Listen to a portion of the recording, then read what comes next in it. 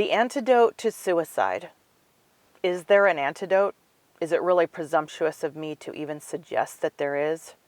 Bear with me for a moment as I make a case for this very thing. I believe I have a strong case, and this may save your life or may save someone else's life now or down the road one day. And you need to know this information so that you can be prepared to be somebody that can intervene when someone you know and love is facing this life and death choice.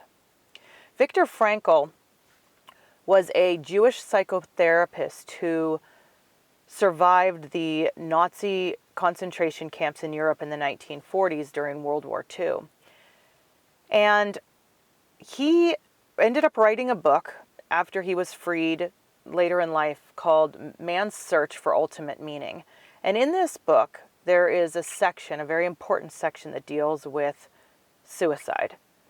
A very difficult issue. And he shares two observations that he made in the concentration camps and a final conclusion that I want to share with you. But before I do, I just want to welcome you. My name's Andrea Brown. This is Thrival Now, a new YouTube channel where I am committed to helping you go from survival to thrival in your health, wealth, and relationships. The first thing you need to know is the field was a pretty level playing field. Everyone there in the concentration camps had their businesses and fortunes, finances stripped from them, their families stripped from them, loved ones. Many of them were already dead. They had lost their homes and livelihoods and communities. And even their basic human dignity had been stripped from them. The two observations that Viktor Frankl made were these. The first was that there was no amount of persuading someone to stay alive by telling them what they would get from the world or how things would be better for them down the road or that their life would become more meaningful. But if you could get someone to see that the world expected something of them, that they had something to give, then they would almost always choose life.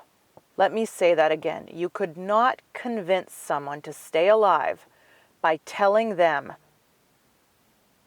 what they would get from the world.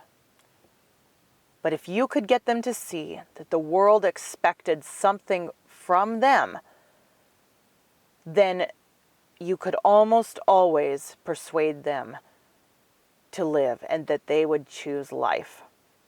So it's not about what the world will give you. It's about what you can give the world. Your unique combination, your unique skill set, your skills, your talents, your wisdom, your insights, your experiences, your love, that there is someone somewhere that needs what you have. Viktor Frankl's final conclusion was that for those that knew that the world expected something of them, they would never throw their life away. So remember these words today and take heart if you're struggling with depression or you're struggling and you are wrestling with thoughts of suicide. No one else may know of your struggle, but you have a unique combination in all the world that no one else has.